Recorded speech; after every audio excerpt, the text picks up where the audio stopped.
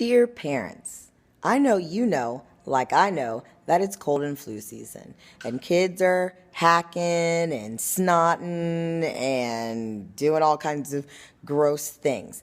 I'm gonna need you guys to understand cough syrup and cough drops for your whooping cough children who are coughing in my mouth. Little kids are gross and they don't take the time to, or, which is also gross, they don't want to stop. So here in kindergarten, let's pretend like we're reading a book. The dog is in my face, and then I get sad because the germs are all over. They're in my mouth.